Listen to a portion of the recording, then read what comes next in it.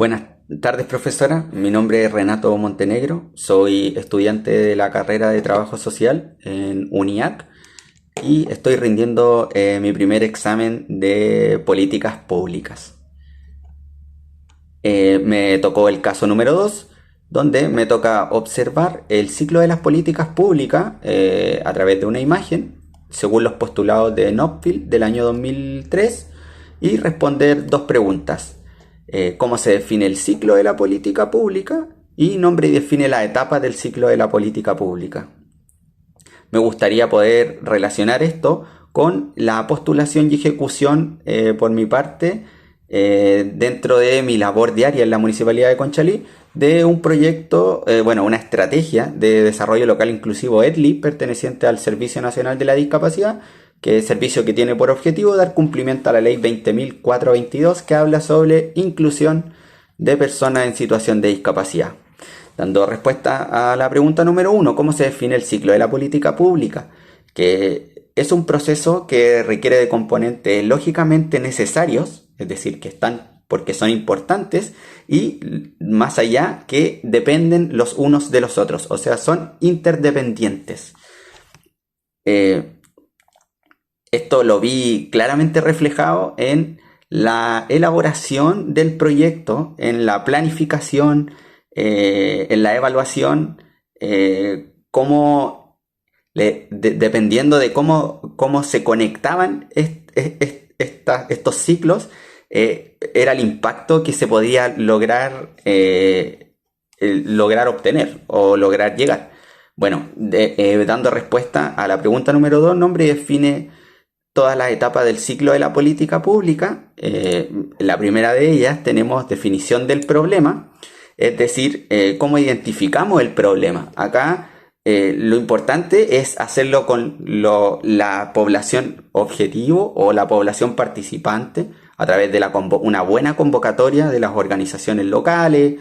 Nos tocó a nosotros trabajar tanto con el sector público, que éramos nosotros, como también con el sector privado y las organizaciones locales, por supuesto, de personas cuidadoras y de personas en situación de discapacidad, a través de las actividades, de buenas actividades diagnósticas que nos permitieran identificar de buena forma la problemática central, ¿cierto? Para poder darle una posible respuesta. Luego podemos ver la inclusión en la agenda, ¿cierto? Según Aguilar, da el tono y dirección de un gobierno. Es importante poder dar a conocer cuál va a ser el impacto final y por qué existe también esta necesidad.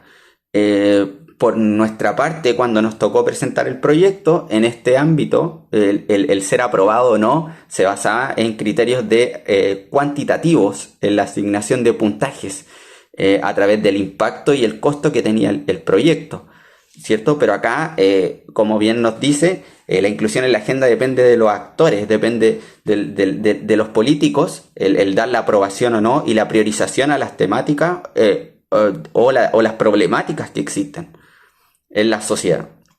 Luego tenemos la formulación y adaptación del problema. Aquí es cómo se le va a dar solución a la problemática, en poder identificar, ¿cierto?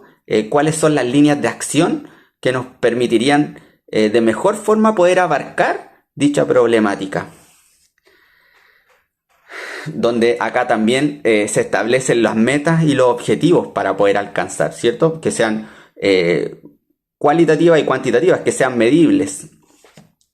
Luego tenemos la implementación, es decir, donde se ejecuta la política pública. Acá, en nuestro caso y en el EDLI, fue a través de la habilitación de una sala de rehabilitación infantil, la de tener personas de cuidadores de respiro que permitían a las personas cuidadoras poder realizar sus trámites de manera personal y contar con un intérprete de lengua de señas que nos permitió que las personas sordas pudiesen acceder al servicio público y a sus prestaciones.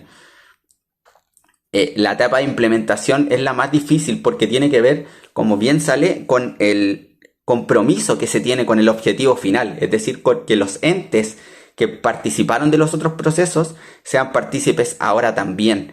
Y eso va a depender mucho del compromiso que se tenga respecto a la identificación del problema.